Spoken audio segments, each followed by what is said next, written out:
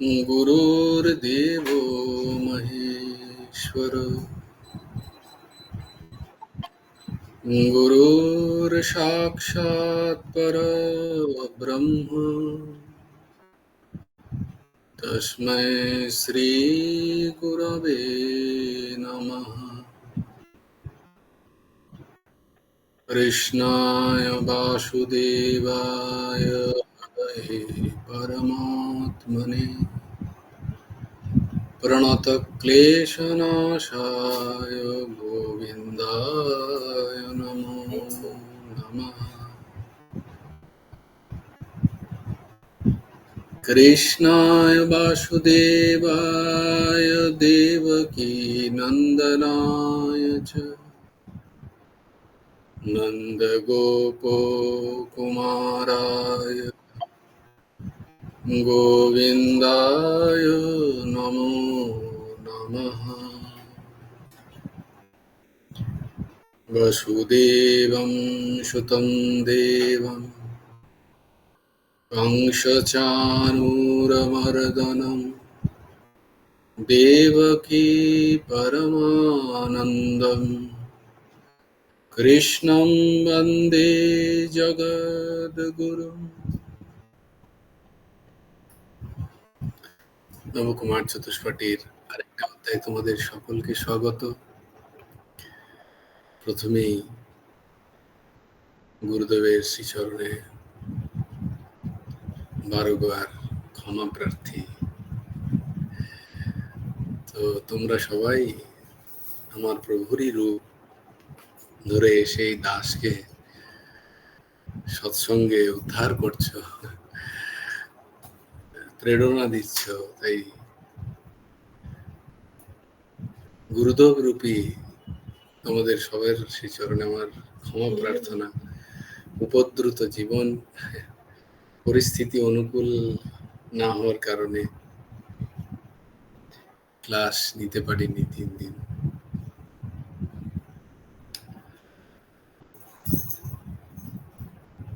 বেশ, তো ভালোই হয়েছে। আমাদের ঊর্ধ্বসীমায়েরও খুব কঠিন পরিস্থিতি গেল কয়েকদিন, তো আজকে অনেকটা স্বাভাবিক হয়েছে। আর আমি এখানে হলে ক্লাসে রেকর্ডিংও হতো না, কারণ কলাপিকার এটা কি যেন বলে এটাকে, এটাতে রেকর্ডিং হলে অডিওটা আসে না। তো ভালোই হলো, দেখো গুরুদেব যা করেন মঙ্গলের জন্য। বেশ, তাহলে আমরা যে শ্লোকগুলো আমরা করছিলাম সেগুলো আজকেই দাসই করুক। জয় গুরু রাধেশ্যাম। ধর্মক্ষেত্রে কুরুক্ষেত্রে সমবেতাयुयुत्सवः मामकाः पाण्डवश्चैव किम् अकुर्वत सञ्जय।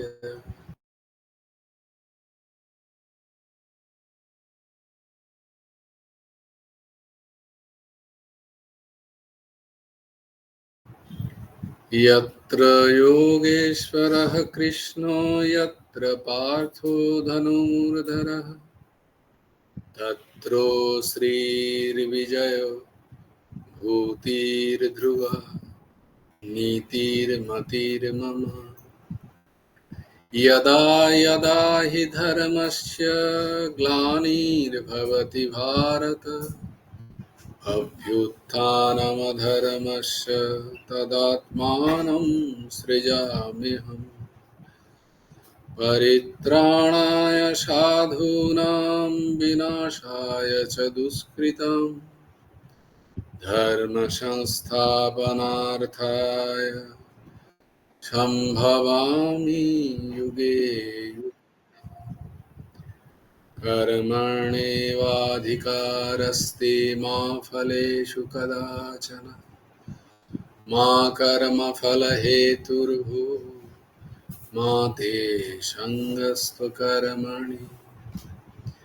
योगस्थः कुरु कर्माणि सङ्गं त्यक्त्वा धनञ्जय सिद्ध्या सिद्धो समो भूत्वा समत्वं योग उच्यते विहाय कामान् यः सर्वान् पुंश्चरति निष्क्रियः निर्ममो निरहङ्कार स शान्तिम् अधिगच्छति त्वमेव शरणं गच्छ सर्वभावेन भारत तत्प्रसादात् परां शान्तिं स्थानं प्राप्स्यसि शाश्वतम्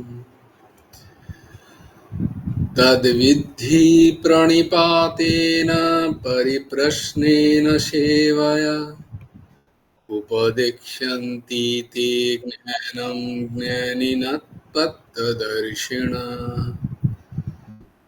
श्रद्धावान् लभते ज्ञानं तत्परः संयतेन्द्रियः ज्ञानं लब्धा परां शान्तिम् अचिरेणाधिगच्छति कर्पणदोषोऽपहतो स्वभावः पृच्छामि त्वां धर्मसम्मूढचेताः यश्रेयस्यान्निश्चितं ब्रूहि तन्मे शिष्यस्तेऽहं साधिमां त्वां प्रपन्नम् सर्वधर्मान् परित्यज्य मामेकं शरणं व्रज अहं त्वां सर्वपापेभ्यो मोक्षयिष्यामि मा शुचः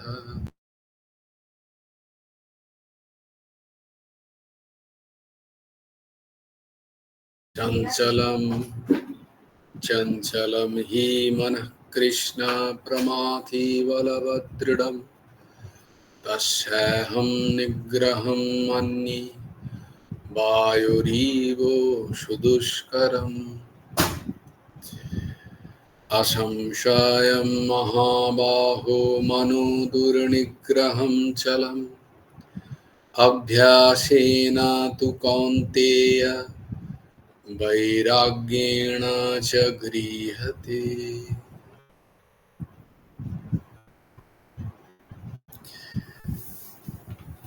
আমরা ছিলাম শ্রীমদ্ ভগবদ গীতার 10ম অধ্যায়ের 25 নম্বর শ্লোক আমরা করেছি, তাই তো? মহর্ষিণাম ভৃগুরহম গিরাম অস্মেক্ষম अस्मि एकाक्षरं यज्ञानां यज्ञोऽस्मि स्थावराणां हिमालयः। এটা আমরা করেছি। আজকে আমরা 26 নম্বর শ্লোক দেখব। তোমরা আমার সাথে সাথে উচ্চারণ করো। হ্যাঁ। অশ্বত্থः সর্ববৃক্ষাণাং देवर्षीणां च नारदः अश्वत्थः सर्ववृक्षाणां देवर्षीणां च नारदः गन्धर्वाणां चित्ररथः सिद्धानां कपिलो मुनिः गन्धर्वाणां चित्ररथः सिद्धानां कपिलो मुनिः अश्वत्थः सर्ववृक्षाणां देवर्षीणां च नारदः गन्धर्वाणां चित्ररथः সিদ্ধানাম কপিলো মুনিঃ। সর্ববৃক্ষানাম, সমস্ত বৃক্ষের মধ্যে, অশ্বত্থঃ, আমি অশ্বত্থ, দেবর্ষীণাম, নারদঃ, দেবর্ষিগণের মধ্যে নারদ, গান্ধারবাণাম, গন্ধর্বগণের মধ্যে। জয়গুরু রাধেশ্যাম। হ্যাঁ, জয়গুরু রাধেশ্যাম, বল না। স্পিকারটা না একদম হালকা আসছে, আমি শুনতে পাচ্ছি না। ও, বাকিদের কি দশা? বাকিরা শুনতে পাচ্ছি না। জয়গুরু রাধেশ্যাম, শুনতে পাচ্ছি পরিষ্কার আমি। হ্যাঁ, তাহলে মা তোমার নেটের একটু প্রবলেম। একবার লেফট হয়ে আরেকবার জয়েন কর। ও আচ্ছা না, আচ্ছা। তোমার হয়তো না, শোন বৈশাখী মা, তোর হ্যাঁ হয়তো, হ্যাঁ তোর পাশে ওই ভলিউম কিটা বোধহয় নিচে করা আছে, রিসিভিং ভলিউম কি বোধহয় নিচে মানে কম করা আছে, ওটাকে বাড়া। আচ্ছা, আমি দেখছি। আমার মনে হয় ওইখানটায় ভলিউম কি না কি করে না? আচ্ছা আচ্ছা, দেখছি। ও ডান দিকে একটা স্পিকারের মতো, স্পিকার আছে, সেটাকে হ্যাঁ ওটাকে অফ সিলেক্ট করতে। করে, আমার মনে হয় ওটা নয় মিউট করা আছে, আর না হলে বোধহয় কম করা আছে, টার্ন অফ সাউন্ড করা আছে, ওটা ওটা ফোনে আছে, স্পিকারে করতে হবে। স্পিকারে করতে হবে। একটু দেখ না মা, আমার মনে হয় ওইটা প্রবলেম হতে পারে। তো সর্ববৃক্ষাণাম, সমস্ত বৃক্ষের মধ্যে ভগবান বলছেন আমি অশ্বত্থ বৃক্ষ। তাই অশ্বত্থ বৃক্ষে এটা এই দাসেরও বহুদিন জানা ছিল না যে অশ্বত্থ বৃক্ষকে পুজো করতে হয়। তাকে যদি কোনো কারণে তাকে তাকে কেটে দিতে হয়, তাহলে কিন্তু তার আগে পুজো করা উচিত বিধি অনুযায়ী, কারণ অশ্বত্থ বৃক্ষকে ভগবানের প্রতিভু মানা হয়। এটা এই দাসেরও জানা ছিল না বহুদিন। এটা আমি দেখেছিলাম বোম্বেতে গিয়ে, একজন বললেন যে অশ্বত্থ গাছকে এরম ভাবে করতে নেই। তো এই মান্যতা তোমাদেরও এইখান থেকে আমরা পাচ্ছি। দেখো গীতায় ভগবান নিজে স্বীকার করছেন যে বৃক্ষের মধ্যে, উদ্ভিদের মধ্যে আমি অশ্বত্থ। তাই তার প্রতি সেই সম্মান। তারপরে আমি দেখেছি বিভিন্ন জায়গায় অশ্বত্থ গাছের নিচেই যদি কোনো ঠাকুরের মূর্তি ভঙ্গ হয়ে গেছে, সে তারা অশ্বত্থ গাছের নিচে রেখে আসে, বা অশ্বত্থ গাছে পুজো হয়। বাংলায় আমি দেখিনি, আমার চোখে পড়েনি, হয়তো নিশ্চয়ই হয়, কিন্তু বাইরে আমি দেখেছি সব জায়গায় মায়েরা অশ্বত্থ গাছের পুজো করেন, এবং সেখানে যত ওই ঠাকুর যারা, হ্যাঁ বলো। হ্যাঁ, সাউথেও মানে আমলা গাছকে আবার ভগবানের রূপে মানে ভীষণ ওই যে না, অম্লে গাছে ওখানে পুজোটা আমার মনে হয় যতদূর সম্ভব তার ঔষধি গুণের জন্য, এবং অশ্বত্থ গাছও ঔষধি গুণের জন্য, কিন্তু গীতায় হ্যাঁ দক্ষিণে কিন্তু ওই আমলকি যেগুলো, তার যে গাছ, সেখানেও ওই আমলকি গাছের খুব পুজো করে। আমলকি গাছ ভগবানের, এবার মনে পড়ে গেল, ভগবানের লালা রূপী বৃক্ষ আচ্ছা, রূপে পূজা হয়। দেখেছি। হ্যাঁ, ও আচ্ছা আচ্ছা, এই এই মান্যতা আছে ওখানে। অশ্বত্থ গাছের কিন্তু মান্যতা সব জায়গায়। এটার কারণ হচ্ছে, আমরাও জানতাম না, এটা অনেকে জানে যারা হ্যাঁ বৈশাখী মা, শুনতে পাচ্ছিস? হ্যাঁ, শুনতে পাচ্ছি এবার। যাক, বাঁচা গেছে। বেশ। তো অশ্বত্থ গাছের এত ঔষধি গুণ, বিশেষ করে অশ্বত্থ গাছের পাতা, এটা জেনেছিলাম যে অশ্বত্থ গাছের পাতার ওই কি বলে ওটা, কাঢ়া, হ্যাঁ কাঢ়া কাঢ়া, কাঢ়া চায়ের মতো। হ্যাঁ, চায়ের মতো খেলে।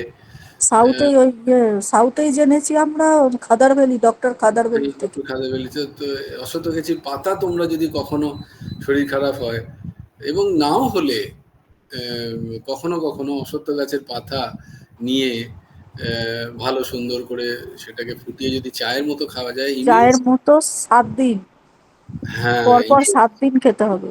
ডেভেলপ করে। তো দেখো এখানে বলছেন উনি যে 7 দিন কারণ চর্চা করেছেন, আমরা খেয়েওছি, আমি তার চক্কর করে খেয়েছি। কিন্তু সত্যিই উপকার। এটা পরে জানলাম যে তিনি বলছেন না, আরেকজনও আমাদের অফিসে উনি ওরকম চর্চা করেন, তিনি খুব বলছিলেন যার যার হাড়ের প্রবলেম আছে, যাদের বিশেষ করে মায়েদের ক্ষেত্রে, তাদের যদি ওই অশ্বত্থ পাতা গাছের পাতা ফুটিয়ে খাওয়ানো যায়, তাদের নাকি এই সমস্ত ব্যথাগুলো, যাদের এই গাঁটে গাঁটে ব্যথা হয় খুব, তাদের ব্যথা কিন্তু চলে যায়, তিনি বললেন একদিন। তার আগে আমরা জেনেছি যে তা খুব উপকারী, যাদের আর্থারাইটিসের প্রবলেম আছে, অস্টিওপোরোসিসের প্রবলেম আছে, হাড়ের সমস্যা যত, তাদের ক্ষেত্রে খুব উপকারদায়ী অশ্বত্থ গাছের পাতা ফুটিয়ে খাওয়া। তো আরো কিছু আমরা ফিডব্যাক পাবো, বলো। জয়গুরু রাধেশ্যাম। হ্যাঁ দিদি বলো, জয়গুরু রাধেশ্যাম। বলছি যে আমলকি একাদশী আছে তো, যে তখন ওনারা সবাই বলেন, শুনেছি যে আমলকি গাছ বাড়িতে লাগান, খুব পবিত্র গাছ, ঘরে থাকলে খুব ভালো। হ্যাঁ ঠিক বলেছো, আমলকি একাদশী আছে।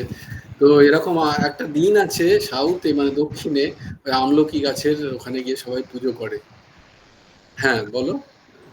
হ্যাঁ, সেটা বলে আমলা নবমী বলে, সেটা জগদ্ধাত্রী পুজোর সময় যে নবমীটা ওইটা। আর আচ্ছা। না না, আমি ওই কাড়ার ব্যাপারে বলছি যে এবার কেমন করে খাবে সেই পদ্ধতিটাও তো একটু জানা দরকার, তাই একটু এক সেকেন্ড। নিশ্চয়ই মানে নিশ্চয়ই। হচ্ছে ওই অশ্বত্থ পাতাটা তো বড়, ওটাকে ছোট ছোট করে যদি বুনিয়ে মানে ইয়ে করে নেওয়া হয়, ছিঁড়ে নেওয়া হয়, দিয়ে ওটা হাতের মুঠোর 1 মুঠো নিতে হবে, আর 1 কাপ জল নিয়ে তাতে জলটা যখন গরম হবে ওই 1 মুঠো অশ্বত্থ পাতা ফেলে দিতে হবে, হুম, হাতের মুঠোর 1 মুঠো 1 কাপ জলে। হুম। সেইটা 10 মিনিট 2 মিনিট ফোটাতে হবে, দিয়ে 10 মিনিট সেটা ঢেকে রেখে দিতে হবে, তারপর ওটা চায়ের মতো খেতে হবে। ফোটাতে হবে 2 মিনিট, কিন্তু আচ্ছা। পাতাটা 10 মিনিট ওতেই থাকবে ওই জলে, তারপর খেতে হয়। তো আর ওইটাকে কাঢ়া, অশ্বত্থ ওইভাবে খায়। অশ্বত্থ গাছের পাতা, অশ্বত্থ গাছ খুব ইজিলি অ্যাভেলেবেল চারিদিকে, পাতা আমরা নিতে পারি। এটা কিন্তু দারুণ উপকারী, সত্যি উপকারী, তুমি পরীক্ষা করে দেখতে পারো। অশ্বত্থ গাছের ছাল ভীষণ উপকারী, কিন্তু হ্যাঁ বলো, শুক্লাদি বলো। জয়গুরু রাধেশ্যাম। হুম। ওই আমলকি গাছের সম্বন্ধে আমি শুনেছিলাম, বোধহয় ওঙ্কারনাথজি বা কাউরির কাছে, মানে লেখাতে পড়েছিলাম যে কোনো যদি বেলপাতা যদি না পাওয়া যায় কখনো, হুম। তাহলে বেলপাতার পরিবর্তে আমলকি পাতাতেও নাকি পুজো করা হয়। এবং সারদা মায়ের ইয়েতেও আমি শুনেছিলাম যে আচ্ছা আমলকি পাতা দিয়েও মানে দেবতাদের পুজো করা হয়। যদি আচ্ছা। তুলসী বা বেলপত্র না পাওয়া যায়, হ্যাঁ। সেক্ষেত্রে আমলকি পাতা দিয়েও করা হয়। এবং আমলকি গাছের নিচে বসে ধ্যান করলে নাকি হুম। খুব ভালো হয়। বাহ বাহ। আমার তো এই ঘরে একটা আছে আমলকি গাছ, আমি একটা ধ্যানের লাগিয়েছি। ক্ষেত্রে ধ্যানের ক্ষেত্রে কিন্তু অশ্বত্থ গাছও খুব প্রশস্ত। অশ্বত্থ গাছের নিচেও বলে নাকি যে তুমি যদি প্রত্যেকদিন 1 মিনিট বা 2 মিনিট গিয়ে চুপচাপ বসো, ধ্যান অনেক অনেক তো মহাত্মারা করেন, প্রত্যেকেরই করেন, তাদের নাকি মানসিক স্থিতি খুব সুন্দর হয় অশ্বত্থ গাছের নিচে যদি একটু গিয়ে বসা যায়। অনেকে বলেন, রেকমেন্ড করেন, যাদের একটুখানি সাইকিয়াট্রিক প্রবলেম আছে, তাদেরকে অনেকে বলেন যে সুন্দর অশ্বত্থ গাছের নিচে, যখন পাতা আছে আর কি, সব পাতা ঝরার সময় নয়, সেখানে গিয়ে চুপচাপ একটু বসা খুব উপকারী, মানসিক দিক থেকে মানসিক শান্তি পাওয়া যায়। কারণ ভগবান বলছেন, তো কারণ কি, মূলত কারণ তার ঔষধি গুণ, এবং সেটা বিশাল একটা, তার শাখা প্রশাখা নিয়ে কত উপকার করছেন, কত অক্সিজেন সবাইকে প্রদান করছে, এবং তার ছায়া, ওই শান্ত ধীর সুন্দর একটা, তো এই ভেবেই আমরা দেখি। বাকি যে সমস্ত মান্যতা আছে তাদেরও স্বীকৃতি সম্পূর্ণ আমরা দিচ্ছি, কিন্তু যেহেতু মানে উদ্ভিদ এত বিশাল, সেই অসৎ বটবৃক্ষের মতোই, এবং তার ঔষধি গুণ এত বেশি, তার জন্য ভগবান এই অশ্বত্থ গাছকে নিজের বিভূতি বলছেন এখানে। সর্ববৃক্ষানাম, সমস্ত বৃক্ষের মধ্যে অশ্বত্থ গাছ। সুপর্ণা দিও কিছু বলবে, বলো দিদি। হ্যাঁ, জয়গুরু রাধেশ্যাম। হ্যাঁ জয়গুরু রাধেশ্যাম দিদি বলো। বলছি, আমাদের বাড়িতে ছাদে অনেক দিন ধরে আছে বট অশ্বত্থ, বটবৃক্ষ অশ্বত্থ বৃক্ষ অনেক দিন ধরে আছে। আচ্ছা আচ্ছা, বাহ বাহ। হ্যাঁ, এবার ধরো এমন জায়গায় হলো অশ্বত্থ গাছের শেকড় যদি ঘাড়ের ক্ষতি করে, তখন তো আমাকে তাকে প্রতিস্থাপন করতে হবে। ছাদের টবে আছে পূজিত ও হিসাবে আর কি টবে? রাখা আছে। মানে তুলসী মাকে যেরম ভাবে আমরা সেবা করি না, হ্যাঁ, ওরম ভাবে অশ্বত্থ বৃক্ষকেও আমরা সেইভাবেই সেবা করি। বাহ বাহ, দেখো দেখো, এই মান্যতা আছে তার মানে সবচেয়ে অনেক জায়গায়। হ্যাঁ, এটা অনেকদিন আগে শুনেছিলাম, হ্যাঁ সেই হ্যাঁ, থেকেই খুব আছে। সুন্দর খুব সুন্দর। হ্যাঁ। জয়গুরু রাধেশ্যাম। হ্যাঁ বৈশাখী বল। বলছি, আমি শুনেছিলাম, আমি জানি না এই কথাটা হুম, কতটা সত্য, হুম। যে অশ্বত্থ গাছ নাকি বাড়িতে লাগাতে নেই। এটা কি সত্য? এই রে, তাহলে তো আমাকে এই ব্যাপারে রিসার্চ করতে হয়। আমার জানা নেই, না, আমার আমি সত্যি জানা শুনেছি, নেই। মানে গ্রাম থেকে শুনেছিলাম, মানে আচ্ছা, ছোটবেলা থেকে এটা শুনে আসছি, কিন্তু আমি জানি না এটা সঠিক কিনা। তাহলে আমাকে আমাকে আমি তো বললি যখন, আমি নিশ্চয়ই এই আচ্ছা নিয়ে দেখবো কোথাও কিছু পাওয়া যায় কিনা, কোনো অথেন্টিক কোথাও শাস্ত্রে কি লেখা আছে। আচ্ছা আচ্ছা, আমি ঠিক আছে, নিশ্চয়ই এই নিয়ে আসবো।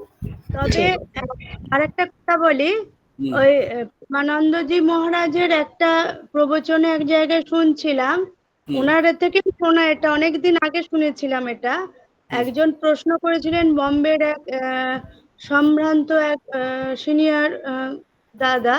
হুম তা ওনাকে বলছিলেন যে প্রতি শনিবার যদি অশ্বত্থ বৃক্ষকে বাড়িতে হুম তুলসী বৃক্ষ এবং অশ্বত্থ বৃক্ষকে যদি পুজো করা যায়, হুম। তাহলে নাকি পজিটিভ এনার্জি পাওয়া যায়।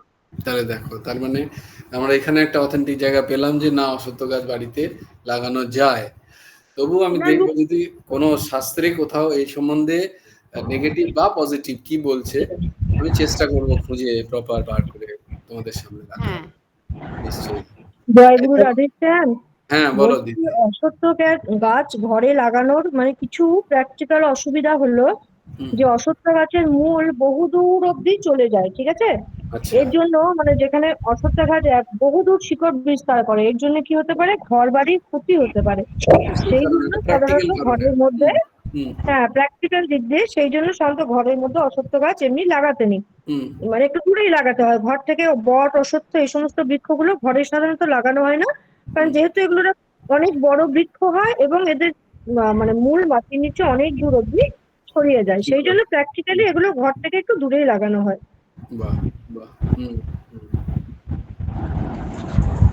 তো আসবো বৈশাখী মায়ের এই কথাটা নিয়ে, এই নিয়ে একটু রিসার্চ এই করবো। ঠিক আছে। ঠিক আছে। ওই দিদি যে বললো না যে শনিবার দিন যে অশ্বত্থ গাছে জল দেওয়ার কথাটা, হ্যাঁ হ্যাঁ আমি আমিও শনিবার দিন করে অশ্বত্থ গাছে জল দিতাম। হ্যাঁ মানে মানে মন্দিরের মানে নিচে হনুমানজির মন্দির রয়েছে, শিব হ্যাঁ হ্যাঁ মন্দির রয়েছে, হ্যাঁ এরকম দিতাম। আমি শুনেছি ওটা খুব ভালো, কিন্তু হ্যাঁ ওই বাড়িতে লাগানোর ব্যাপারটা আমিও সঠিক জানি না। হ্যাঁ হ্যাঁ। তো আমার তো মনে হয় এটা এটা আমি শুনেছি এক জায়গায় যে শনিবার শনিবার অশ্বত্থ গাছের বা জল দেওয়া খুব ভালো। আর হুম। এই দাস আবার শুনেছে যে প্রত্যেক দিন অশ্বত্থ গাছের গোড়ায় জল দেওয়া খুব ভালো। হ্যাঁ, এটা হতে পারে, কিন্তু এটা আমাদের প্রত্যেকদিন হয়তো হয় না। না, এটা নিশ্চয়ই আছে। তবে প্রশ্ন হ্যাঁ, বন্ধ করে ক্লাস হোক। না, প্রশ্ন আগে সমাধান করতেই হবে। কারণ আমরা কোনো কিছু ডাউট নিয়ে চলতে পারি না। খুব সুন্দর চলছে। এগুলো ভালো। এটাই তো চাই। ঠিক যে আছে। এর থেকে আমরা কত কিছু জানতে পারছি। হ্যাঁ, তবে প্রত্যেক দিনই যদি আমরা গাছের প্রত্যেক উদ্ভিদের সেবা করতে পারি, এর থেকে আর বড় কিছু জিনিস নেই। তবে শনিবার দিনই অশ্বত্থ গাছে জল দিতে হবে, অন্য দিতে হবে না এমন এবার না। প্রতিদিন তো হয়তো হয়ে ওঠে না সবাইকার, তার জন্য ওই শনিবার দিনটাই মানুষ চেষ্টা খুঁজে করো, নেয়। চেষ্টা করো যাতে প্রত্যেকদিন দেওয়া যায়। আচ্ছা আচ্ছা, হ্যাঁ, ঠিক তবে আছে, একটা দিন ঠিক করে দিয়েছে যখন ভালো, সেটাও ভালো। সেটাও কিছু না। ঠিক অশ্বত্থ আছে। গাছের ভাগ্য যে সে একটু জল পাচ্ছে আমাদের থেকে। তো সর্ববৃক্ষানাম, সমস্ত বৃক্ষের মধ্যে অশ্বত্থ, আমি অশ্বত্থ। দেবর্ষীণাম নারদঃ, দেবর্ষিগণের মধ্যে আমি নারদ। গন্ধর্বাণাম, গন্ধর্বগণের মধ্যে চিত্ররথঃ, চিত্ররথ।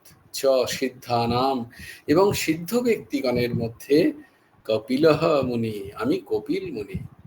সমস্ত বৃক্ষের মধ্যে আমি অশ্বত্থ। দেবর্ষিগণের মধ্যে যত দেবর্ষি আছেন তাদের মধ্যে আমি নারদ।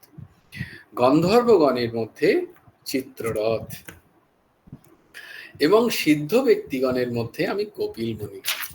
তো অসত্য এবং অসত্য সর্ববৃক্ষানাম, অসত্য একটি সৌম্যবৃক্ষ, এর নিচে অন্যান্য নানা প্রকার গাছপালাও নেয়। অসত্য গাছ এমন একটা যে তার মধ্যে দিয়ে সূর্যরশ্মিও প্রবেশ করে, তো তার ছাওয়ায় অন্য গাছেরা মরে যায় না, এরকম একটা দেখো মান্যতাও আছে এবং আমরা দেখতেও পাই সেটা। আর এই গাছ যে কোনো জায়গায় হয়, পর্বতের খুব বেশি এর পরিচর্যারও প্রয়োজন হয় না অসত্য বৃক্ষের, বাড়ির প্রাচীরেও হয়, ছাদ ইত্যাদি কঠিন স্থানেও জন্মে যায়। অসত্য গাছকে পুজো করার অনেক মহিমা আছে। আয়ুর্বেদে অসত্য গাছের এই যে ছাল বিভিন্ন জিনিস কাজে লাগে, তাই জন্য ভগবান অসত্যকে তার বিভূতি বলে জানাচ্ছেন। দেবর্ষি অনেক আছেন, সেই সমস্ত দেবর্ষিদের মধ্যে দেবর্ষি নারদ, তিনি ভগবানের মন বলা হয় দেবর্ষি নারদকে, কারণ ভগবানের সমস্ত লীলায় দেবর্ষি নারদের ভূমিকা আছে।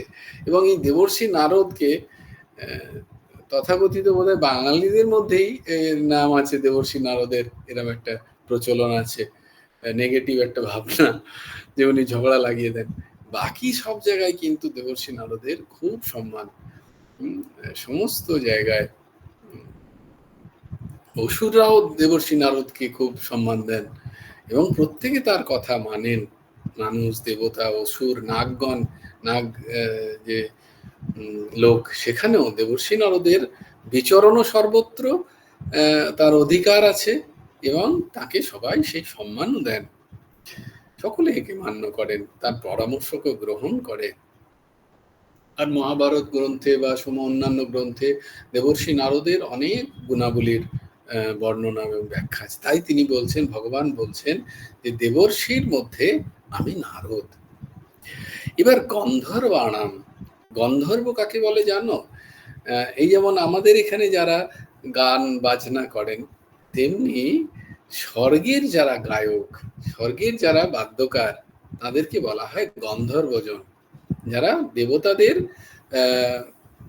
তাদের কলা দ্বারা, তাদের গান দ্বারা, তাদের বাদ্যযন্ত্র দ্বারা দেবতাদের, ইন্দ্রকে যারা প্রসন্ন করেন, তাদেরকে বলা হয় গন্ধর্ব। মানে গন্ধর্ব হচ্ছে এখানকার বলা হয় প্রতিভা যা, তার 100 গুণ প্রতিভা, মানে যার হাইয়েস্ট প্রতিভা যদি এই মনুষ্য লোকের কোন, মানে যাদের যাদের তুমি বলতে পারো গান বাজনায় যাদের সব থেকে বেশি প্রতিভা, তাদের যদি 100 গুণ প্রতিভা করা যায় তবে গন্ধর্বের প্রতিভা বলা হয়।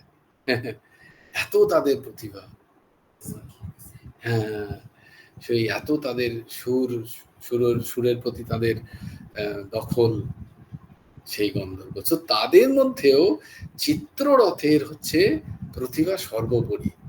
চিত্ররথ তিনি প্রধান। এই চিত্ররথের সাথে অর্জুনের খুব বন্ধুত্ব ছিল, হ্যাঁ, এবং অর্জুন গীতবিদ্যা আহরণ করেছিলেন চিত্ররথের কাছে। সঙ্গীত পারদর্শী এবং গন্ধর্বের মধ্যে প্রধান এই চিত্ররথ। ভগবান তাই তাকে বলছেন এই চিত্ররথ তার বিভূতি। সিদ্ধানাম কপিল মুনি, সিদ্ধা নাম হচ্ছে কপিল মুনি। কপিল মুনি হচ্ছেন সিদ্ধ, যত সিদ্ধ মানে এই যে ঐশ্বর্য পাওয়া যায় না, অষ্টসিদ্ধি নবনিধি আছে, এই অষ্টসিদ্ধি যাদের করায়ত্ত সাধন দ্বারা, এই সমস্ত অষ্টসিদ্ধিকে যে কেউ মনুষ্য শরীরে যে কেউ এই অষ্টসিদ্ধি লাভ করতে পারে। অষ্টসিদ্ধির মধ্যে আছে লঘুমা, গরিমা, এই সমস্ত অষ্টসিদ্ধি, মানে খুব ছোট, মানে হালকা হয়ে যাওয়া যায়, খুব ভারী হয়ে যাওয়া যায়। যারা এই যে জলের উপর দিয়ে চলেন, তারা ওই লঘিমা সিদ্ধির চর্চা, মানে সাধন করেন, যাতে একদম হালকা হয়ে যায়, জলের মতের ওপর দিয়ে চলে যেতে পারেন তারা। লঘিমা সিদ্ধি তারা সাধন করেন। তো এই সমস্ত সিদ্ধি, যারা যে সমস্ত মুনিরা সিদ্ধির পেছনে যান, এই সিদ্ধ মধ্যে বলছেন কপিল মুনি। তো ভাগবতে এই কপিল মুনির কথা আছে, যিনি সাংখ্য যোগের প্রবর্তক। যদ্যপি এই নিয়ে অনেক অনেক বিবাদ আছে, আমি বিবাদটা একটু বলে দিই তোমাদের, যদি কখনো তোমাদের সামনে আসে কখনো, যে না ভাগবতের যিনি কপিল মুনি আর সাংখ্য যিনি করেছেন সেই কপিল মুনি আলাদা। না, সাংখ্য যোগ মূলত যেটা দর্শনে বলা হয় সাংখ্য দর্শন, সেই সাংখ্য দর্শনে ভগবানের সাকার রূপকে স্বীকার করা হয় না, ভগবানকে স্বীকার করেন না সাংখ্য যোগ। যে যোগের কথা আছে সেখানে মানে ভগবানের সাকার সগুণ রূপকে তারা স্বীকার করে না, নিরাকার নির্গুণের কথা তারা স্বীকার করে, প্রকৃতি এবং পুরুষই তারা স্বীকার করে, এদের নিয়ন্তা পরম পুরুষকে তাদের স্বীকার্য নয়। তাই সাংখ্য যোগের এই একটা যোগ আছে, আর ভাগবতোক্ত একটা সাংখ্য যোগ আছে, সেখানেও কপিল মুনির কথা আছে। এই সাংখ্য যোগেরও মূল প্রবর্তক কপিল মুনি, বলেন না এই দুজন সমান নয়।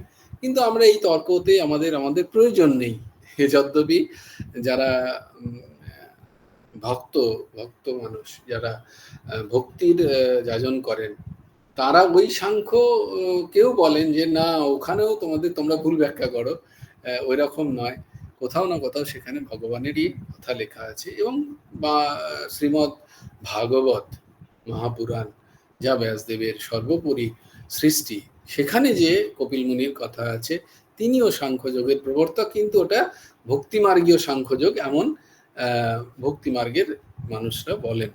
তো আমাদের এই বিবাদে যাওয়ার প্রয়োজন নেই। আমরা কপিল মুনি একজনকেই জানি সাংখ্যযোগ করেছিলেন এবং তিনি ভগবানকে মানতেন, কারণ তার যিনি পিতা কর্দম মুনি এবং মাতা দেহূতি সংবাদ আছে, কপিল দেহূতি সংবাদ, অপূর্ব প্রসঙ্গ। যদি কখনো সুযোগ হয় দাসের, তোমাদেরকে শুধু কপিল দেহূতি সংবাদ নিয়েই প্রায় 1 মাসের থেকে বেশি সৎসঙ্গ করা যায়, শুধু কপিল দেহূতি সংবাদ, অপূর্ব প্রসঙ্গ শ্রীমদ্ ভাগবতের। দেহূতি মা প্রশ্ন করছেন আর ভগবান কপিল জবাব দিচ্ছেন, কারণ কর্দম মুনিকে ভগবান বলেছিলেন যে আমি তোমার পুত্র হয়ে আসবো। যখন কর্দম মুনি কঠিন সাধন করছেন, ভগবানকে আরাধনা করছেন, তখন বললেন যে তুমি মনুর যে পুত্রী, যে কনিষ্ঠ কন্যা মানে ছোট মেয়ে দেহূতি, তার সাথে বিবাহ করো।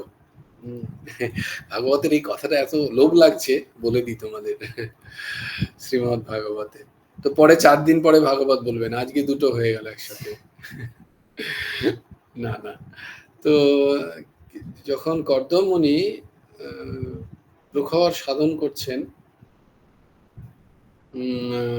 তখন ওই ভগবান প্রকট হয়ে বলেন যে প্রভু আমি তো আপনাকে চাই। বলে হ্যাঁ তুমি পাবে আমাকে, আমি তোমার পুত্র হয়ে জন্মাবো। বলে আমাকে আবার বিয়ে দেবেন কেন, আমি তো গৃহত্যাগী সন্ন্যাসী। বললে না তোমাকে বিবাহ করতে হবে, তবেই আমি আসতে পারবো, নাহলে পারবো না। তো বলে কে তাহলে আমার কন্যা? বলে সেটা আমি ঠিক করব, তোমার কোনো চিন্তা নেই। তোমার কাছে আগামীকালই তোমার কাছে প্রস্তাব নিয়ে আসবেন। তো পরের দিনই কর্দম মুনির গৃহে, কর্দম মুনির একদম ফাটা পুরনো, সেখানে এলেন মনু মহারাজ আর শতরূপা, তার কনিষ্ঠ কন্যা দেহূতিকে নিয়ে। তো কর্দম মুনির কাছে এলেন এবং তিনি কর্দম মুনিকে অনুনয় করে বললেন যে আমার কনিষ্ঠ কন্যাকে আপনি গ্রহণ করুন। তো কর্দম মুনি তো আগেই ভগবানের ইশারা হয়ে গেছে, ভগবান তাকে আজ্ঞা দিয়েছেন। তো কর্দম মুনি আর কি করেন, বলে দেখুন আমার কিন্তু এই অবস্থা, খাওয়ারও ঠিক নেই, শোয়ারও এই ফাটা জায়গা, সেখানে তোমাদের যেটা বলার প্রয়োজন, যে সেখানে ভাগবতে লেখা আছে কিন্তু একদম যে গুণ শ্রেষ্ঠ না স্বভাব শ্রেষ্ঠ, এই বিষয় নিয়ে ওখানে একটা চর্চা আছে। তো কর্দমমণি যখন বলছেন যে কনিষ্ঠ কন্যাকে দেখাচ্ছেন দেহতীকে, তিনি কিন্তু দেহতীর কোনো গুণ শ্রবণ করছেন না, যে দেহতীর এই গুণ এই গুণ এই গুণ। তিনি কিন্তু লক্ষ্য করছেন দেহতীর স্বভাব, যে তার মধ্যে কি স্বভাব আছে। মানে এই গুণ হতে হতে মানুষের স্বভাব তৈরি। তোমাদের বলি না যে শ্রবণ, তারপরে মনন, তারপরে নিধিধ্যাসন। নিধিধ্যাসন মানে কি? ধারণ এবং আচরণ। এই আচরণ করতে করতে করতে, বহুদিন আচরণ করতে করতে করতে স্বভাব তৈরি হয়। আমাদের যেই স্বভাব তৈরি হয় এটা একদিনে হয় না, কারণ না হলে আমাদের ভেতরটা বেরিয়েই যায় কোনো না কোনো সময়। খুব চেষ্টা করলেও কখনো না কখনো আমাদের যে গুণ সেটা বেরিয়েই যায়। ক্রোধ, কাম, লোভ, মোহ, মদ, মাৎসর্য, কোনো না কোনো, যতই চেষ্টা করো এক সময় না এক সময় হিট অফ দ্য মোমেন্টে। কিন্তু তোমার স্বভাব যদি তৈরি হয়ে যায় অক্রোধী, তোমাকে যতই চেষ্টা করুক না কেন, তুমি অত্যন্ত ক্রোধের মধ্যেও তুমি কিন্তু তোমার স্বভাব অনুযায়ী তুমি ক্রোধ করতেই পারবে না, বার করতে পারবে না সেটাকে। এটা হচ্ছে স্বভাব। তো কর্দমমণি দেখছেন দেহতীর স্বভাব, তবেই তাকে তার পানি গ্রহণ করবেন তিনি।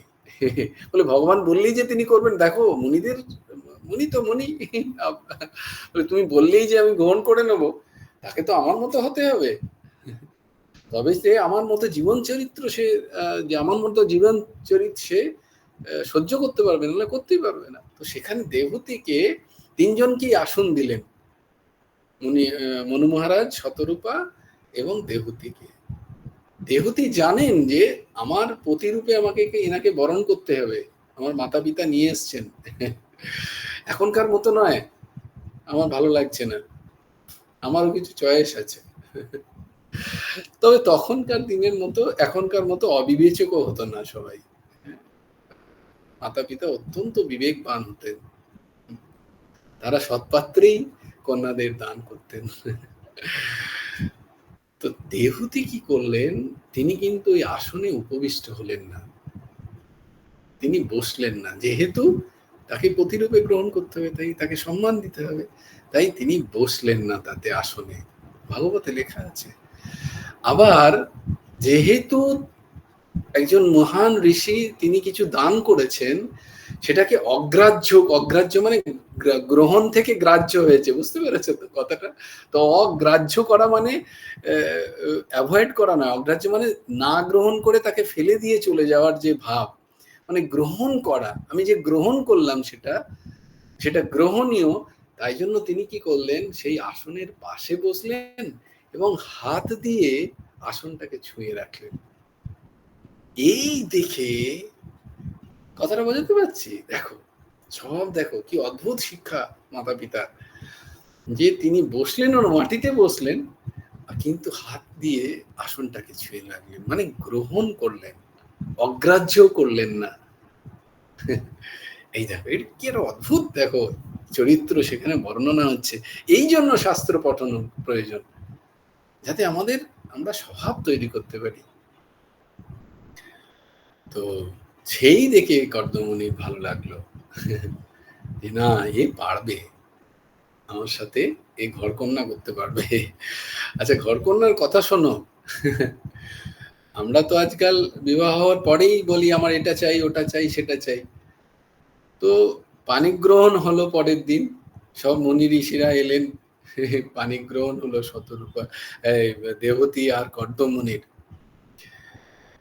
তো কর্দমমণি বলেন এই তো আমার জায়গা, এখানেই শুতে হবে। বলে কোনো অসুবিধা নেই, আমার কোনো সমস্যা নেই।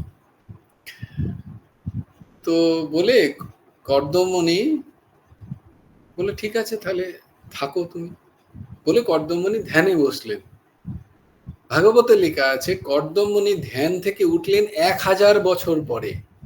কত বছর পরে?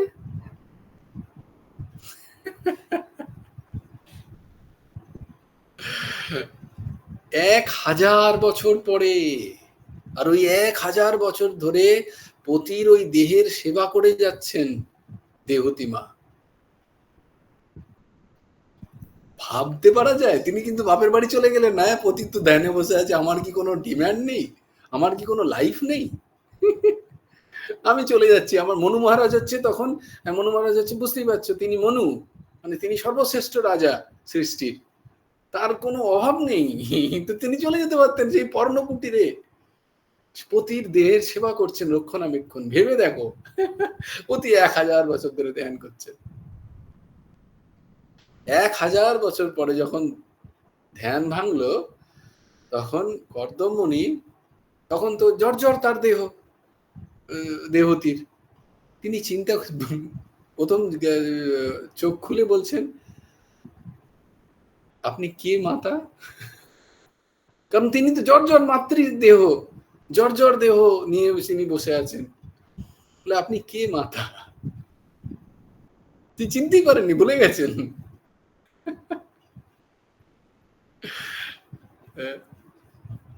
তখন তিনি তার পরিচয় বললেন, তাকে মনে করালেন যে এমনি আমাদের ঘরে ভগবান আসবেন, কথা দিয়েছিলেন। এই কথা আছে। তো সেখানে তারপরে কর্দম এবং দেবতী, কর্দম মুনি তো সিদ্ধ মুনি, তিনি দেবতীর জন্য ওই প্রথম লেখা আছে শাস্ত্রে যে এরোপ্লেন বানালেন। শাস্ত্রে লেখা প্রথম এরোপ্লেনের কথা আছে ওখানে, এবং এমন একটা এরোপ্লেন বানালেন যে যেটা মনের ইচ্ছা দিয়ে চলে। ফুয়েল হচ্ছে ওখানে, মানে ওখানে ইন্ধন হচ্ছে মনের ইচ্ছা দিয়ে চলবে, এবং সেটা অদ্ভুত বর্ণনা আছে ভাগবতে সেই জিনিসের। এই দেখো, আমি সময় মানে ভাগবতে ঢুকলেই একটা সমস্যা। তো সেই বানিয়ে তিনি যাকে সেই দেবতী কর্দম মুনির 9টি কন্যা হলো, এবং 9টি কন্যা, এবং ওই কপিল মুনি জন্ম নিলেন ভগবান রূপে এসে। ওই কপিল মুনি সাক্ষাৎ ভগবান। তো এই সমস্ত এনাদের বিভূতি ভগবৎ স্বরূপ। বেশ, জয় জয় শ্রী রাধে, জয় জয় শ্রী সীতারাম, হর হর মহাদেব। ভজ গুরু হেমন্ত দেব রাধে শ্যাম, জপ হরে কৃষ্ণ হরে রাম। जय जय श्री राधे, जय जय श्री राधे, जय जय श्री राधे। हरि बोलो, हरि बोलो, हरि हरि बोलो। जय गुरुदेव, जय गुरुदेव, जय गुरुदेव। जय जय परमहंस ठाकुर श्री श्री हेमंत देव जिउर जय। जय गुरु राधे श्याम, राधे श्याम, राधे श्याम, श्याम श्याम राधे राधे, राधे कृष्ण, राधे कृष्ण, कृष्ण कृष्ण राधे राधे। जय गुरु राधे श्याम, श्री गुरार्पणमस्तु, श्री हेमंत देवार्पणमस्तु। জয় গুরু রাধে শ্যাম। সবাই ভালো থেকো, সুন্দর থেকো, সুস্থ থেকো। জয় গুরু রাধেশ্যাম। হ্যাঁ, ভাই দিদি বল। বলছি যে পুজোর 4 দিন কি ক্লাস হবে? পুজোর 4 দিন তোমরা বলো, আমারও তো জানি না। আমাদের মানে কি, আমাদের তো বাড়িতে পুজো, ওই সময় হবে 4 দিনের ছুটি নিই আমরা, পুজোর 4 দিন। বাড়িতে পুজো তো হবে না, মানে সকালে দুপুরে পুজো, রাত্রে কিছু নেই। না মানে এত লোক আছে, তাদের খাওয়া দাওয়া ওই সময় সমস্ত কিছু থাকবে না। যার অসুবিধা আছে বুঝে নেবে কি করবে। না অবশ্যই একজনের জন্য অবশ্যই সৎসঙ্গ বন্ধ হবে না। আমি শুধু জিজ্ঞাসা করলাম যে হবে কিনা, সেটা জিজ্ঞাসা করলাম। অবশ্যই আমার অসুবিধার জন্য সবারই কি সৎসঙ্গ বন্ধ হয়, বরং এটা তো রেকর্ডিং থাকলে আমি পরেও শুনে নিতে পারবো, সুতরাং অবশ্যই ক্লাস বন্ধ হবে না। না দিদি, আমিও দেখছি কতটা আমিও করতে পারি। আমারও তো মাঝখানে বিভিন্ন মুভমেন্ট আছে, এদিক ওদিক। তো এখন যে না আমি না, বড় আমি বলছি বলে যে আমিও পারবো তার কথা বলছি না, আমাদের বাড়িতেও পুজো, আমি চলে এসেছি বাপের বাড়ি। শুনিয়ে দিলে তুমি বঞ্জি কেরকম। হ্যাঁ বলো, হ্যাঁ বন্ধুকে তো ঊর্ধ্বসীমা বল, শোনাতেই হবে। ঊর্ধ্বসীমা বল।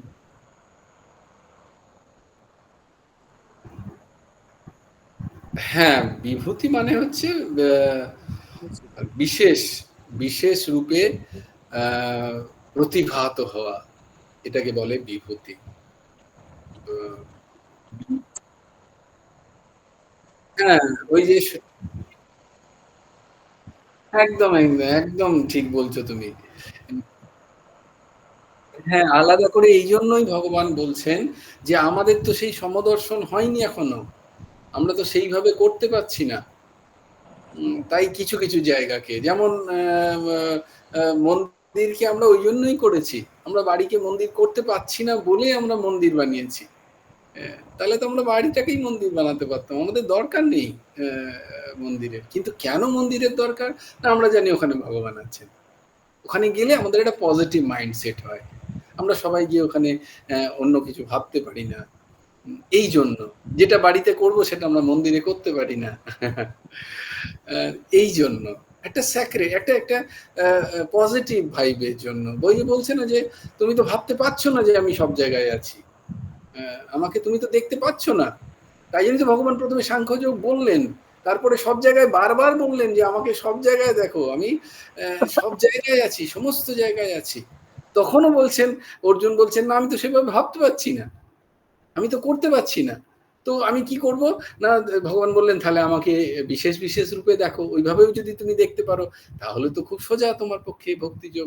তখন অর্জুন দেখো প্রথমেই বললেন হ্যাঁ এটা তো ভেরি ইজি, এটা তো খুব সোজা, কারণ আমি তোমাকে সব জায়গায় সেই তুমি সর্বব্যাপী, সর্বম খালবিদম ব্রহ্ম, এই জ্ঞান আমি ধারণ করতে পারছি না, আমি সেই জ্ঞান নিয়ে আমি জীবনচরিত চালাতে পারছি না। তো এটা তো তোমার ভালো যে তুমি কিছু কিছু জিনিস বললো, আমি সেটা যদি চিন্তা করতে পারি সবসময় তাহলে তো তাহলে হবে। বলছে হ্যাঁ তাহলে হবে। বলছে তাহলে তুমি বিশেষ করে বলো তোমার বিভূতিগুলো। তাই এই বিভূতি যুগে অর্জুন ইনসিস্ট করলেন ভগবানকে এইভাবে করতে। তাহলে ভগবানের তো আগে তো প্রথম জ্ঞানই তিনি দিতে চাইছিলেন। সাংখ্যযোগে তো তাই বলছেন তিনি, তাই না? সব জায়গায় বলছেন তিনি যে আমি সর্বব্যাপী, আমি সমস্ত জায়গায় আছি, আমার কোথাও আমি ব্যতীত আর কিচ্ছু কোথাও নেই, এটা তো তিনি বারবার বললেন। কিন্তু আমাদের তো সেটা ঢুকছে না মাথায়, বা ঢুকলেও আমরা সেভাবে আচরণে করতে পারছি না। তাই আমাদের একটা আধার চাই প্রথমে, এটাকে বোঝার জন্য একটা আধার চাই। সেই আধারের কথা যখন ভগবান বললেন একটু আধটু, তখন অর্জুনের বেশ মনে লাগলো এভাবে হবে। বলে হ্যাঁ এটা হবে, এটাই ভক্তিযোগ। তুমি আমাকে মূর্তিতে দেখো, তুমি যে যে যাতে দেখবে সেই তাতে দেখো। এই হবে। তিনি তারপর এইভাবে বলতে লাগলেন যে বিশেষ বিশেষ বিশেষ যেটাই মনে হচ্ছে তোমার বিশেষ, সেখানে তুমি আমাকে ভাবো। খুব সুন্দর প্রশ্ন। জয় গুরু।